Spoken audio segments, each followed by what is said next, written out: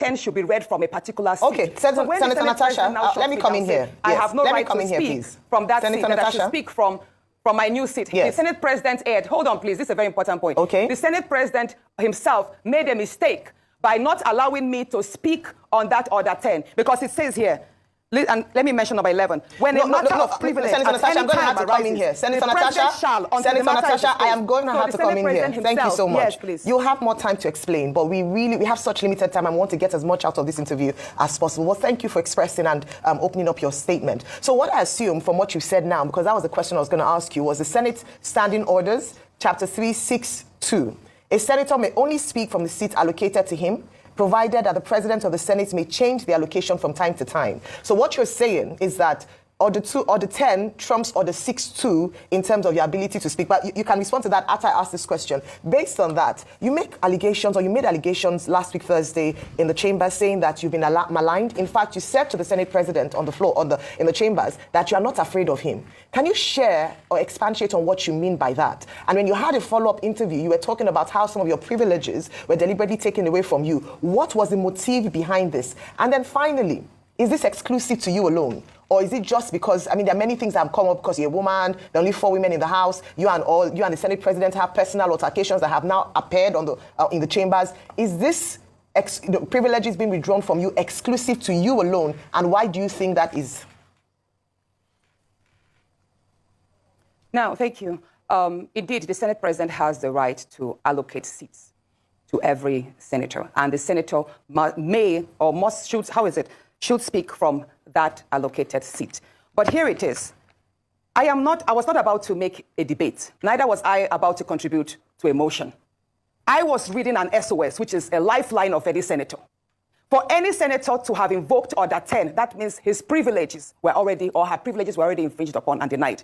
And that can be raised anywhere at any time. So once a senator shouts Order 10, believe me, even if I'm being dragged on the floor and I say Order 10, they are supposed to listen to me.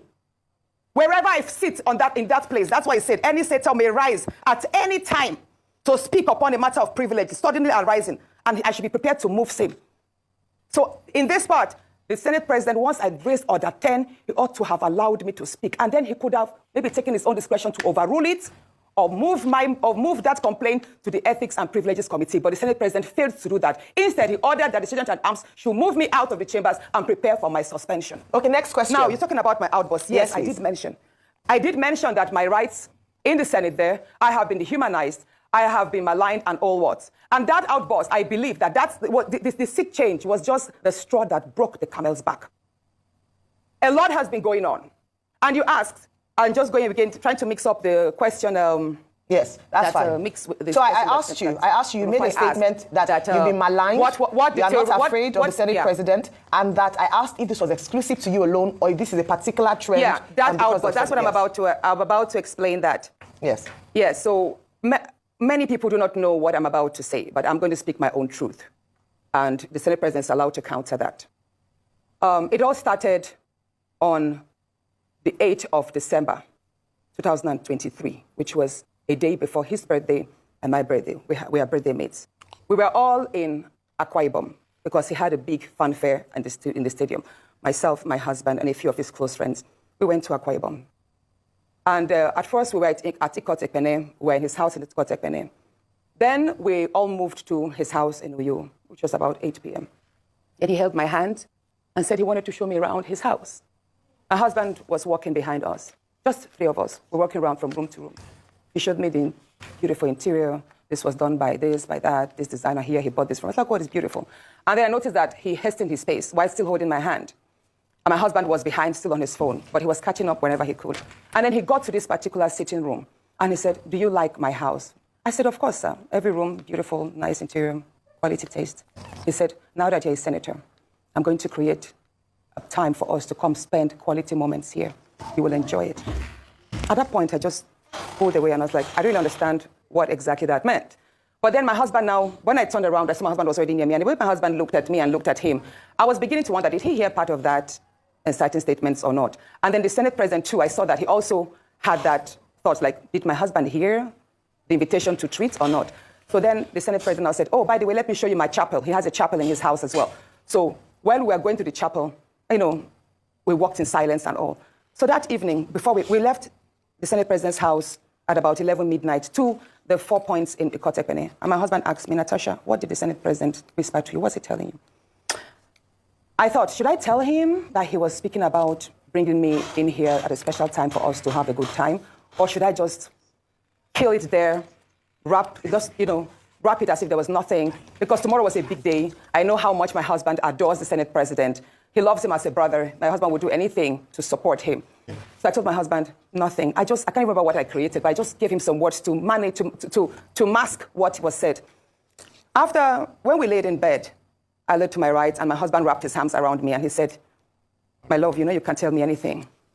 What did the Senate President tell you? Again, I was like, don't you believe me? I said, nothing.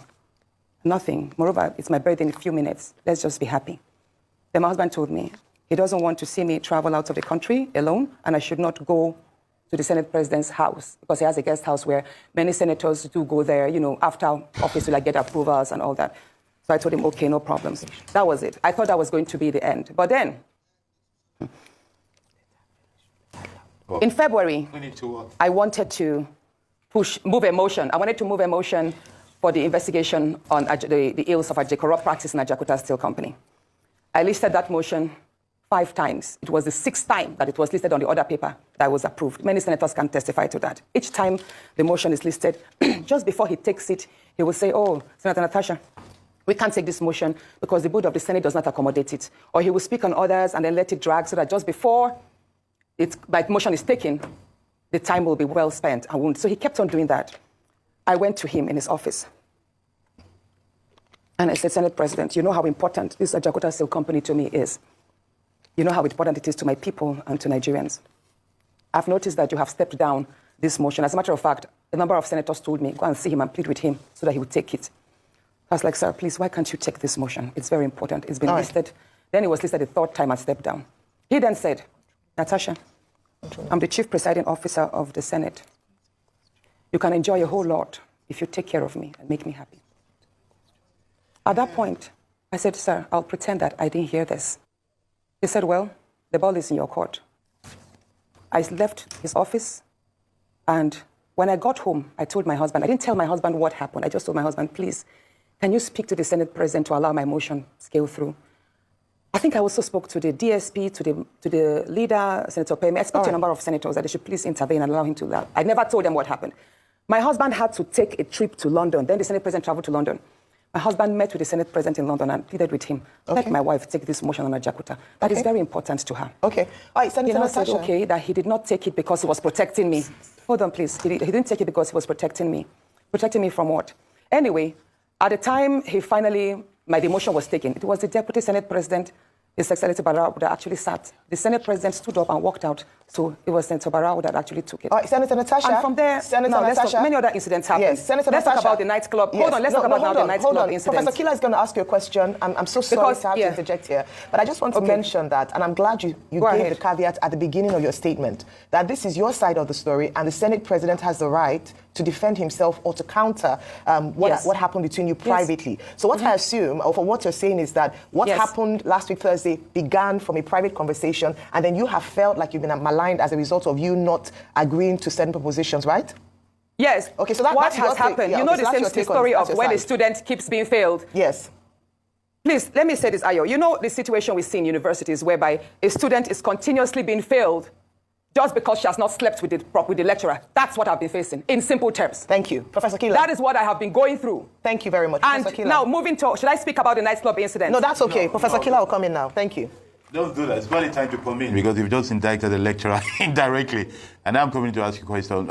Senator, it is from your side of the story, it is clear there's a lot of undercurrent and personal issues that have led to the, should we call it the outburst on the allocation of chair thing. There's a lot going on, and you've made a series of allegations which indicts the Senate President morally, if not criminally, at least. And there's indictment of abuse of power, because if he's refusing you to do your duty for personal reasons, we need to see if he has the right to do that. But let me ask you a question, just to simplify. This idea of your seat was reallocated and you don't want to use it. What's in a seat? Why was it so important for you not to just move, as you've been told to do so, and deal with it later? What's the importance of saying no to that seat allocation? Thank you so much, Professor Killer. Sitting arrangements in the National Assembly or in the chambers is very critical. That is why at the forefront, we have the leadership. And after them, we have ranking senators, second-timers, third-timers sitting there. And the nearer you are to the Senate president, the more visible you are. So you're able to interface with the daily activities, and then you have more visualized, the cameras capture you more. You're more present as against being a backbencher. So where I am sitting, the Senate president sits at the lowest point, while I am sitting at the topmost point, but on the same level. So, Senator, it is, Senator, I'll recap for you. So whenever I stand... Yes. It is safe to say that... Where I was moved to was you felt they were reducing you. Where the workers, the chamber staff sit.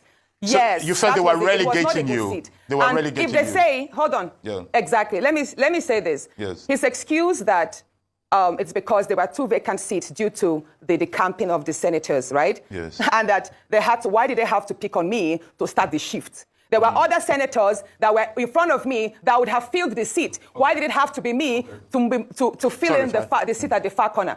But I will say this again.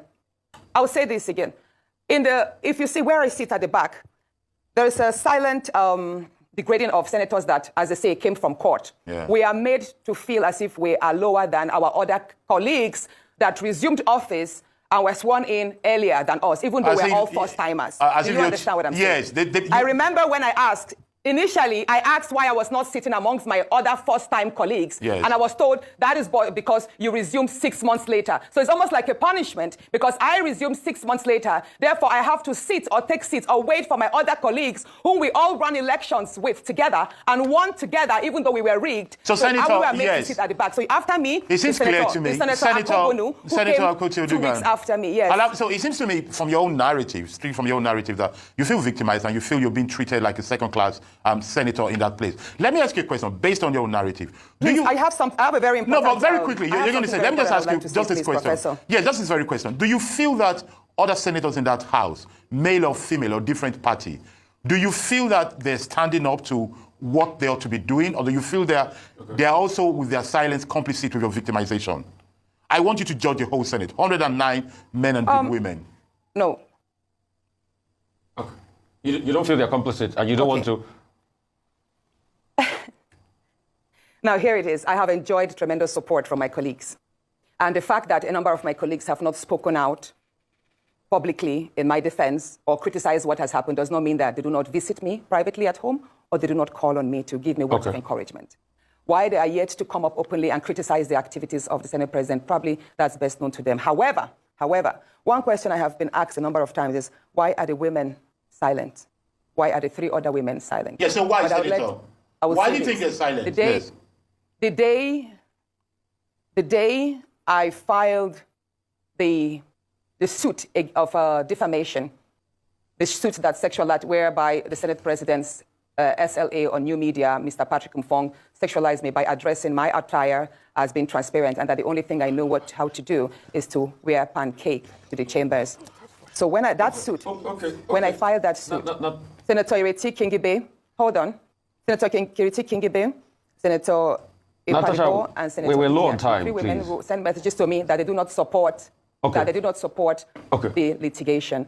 And none of them have called, apart from Senator Ireti, that called my husband to tell me to withdraw that suit and all that. And my husband charged her that you were the same person who had come to the house to tell him that the ST was hitting on his wife sexually. So why are you now against my wife standing up for her rights? So let me tell you something, Mr. Which nobody knows. No, Mr. Rufai, please allow me to say this, please. Please go ahead. Can I say this? Please go ahead, Senator. Please go ahead. Now, at the nightclub incident, I believe that was not a slip of tongue. That was not a slip of tongue. He has a number of times told me that there are various ways we can have fun. If we travel, he has a way of making the house, the space. He can basically create a party in the space. Do you understand? Like a nightclub in the space and would have fun and all of that. So that nightclub incident statement was not a mistake. It was more like out of the abundance of the heart, the mouth speaketh. But let me say this.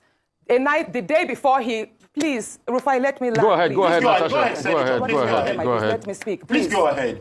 Well, if you don't want me to speak, I'll walk out and complete this on my Facebook, please. Please go ahead. Go ahead, We're Natasha. trying to manage time, Senator, but go ahead and finish it quickly. We're trying to manage time, but please go ahead. The night, or should I say that morning, early hours of the morning that he apologized, which was 23rd of July, 2024. That was the morning he apologized. So the night about, I have it printed here, I have the screenshots of the phone call. It was 14 minutes past midnight when my phone rang. The leader of the House called me, Senator Michael Bamidele Akpabio called me, and he said, Senator, how are you? I said, I'm fine. He said, you know, in the wake of all of this rancor, if the Senate President goes down, I will go down too. And I said, what do you mean, sir? At that point, I woke my husband up because he had fallen asleep before me. I said, are you calling me to threaten me? I could hear murmurs from the Senate President. I could hear the Senate President's voice at the background because I could tell it was on speakerphone. He said, no, I'm just telling you that, you know, there's a whole lot of attack on the Senate President, and if things go down, if he resigns or something happens, I should know that I'm going to be held responsible, and I also go down. At that point, I started shouting. I was like, you can't call me at midnight and threaten me, sir. You can't do this. And mind you, I was actually surprised because the leader of the House is someone I respect greatly. He's a very good friend. He's a very calm person. And I believe, I'm saying it, that if he actually made those statements, he probably was told to do so. So I dropped the line. And then I dropped the line. The first conversation was just 2 minutes, 33 seconds. Then my phone rang again at 26 minutes past midnight that same day. And then it was the same call, Senator Akpabio's line, but then it was the Senate President's voice. He said, Princess of the Senate. That's how he calls me casually. You know, I've been attacked. My wife has not slept for days. She's been crying. She's received lots of insults, all because of you. I said, no, sir, it's not because of me. It's because of you. I didn't force you to order that statement. And I did not call on the support I received from Nigerian women.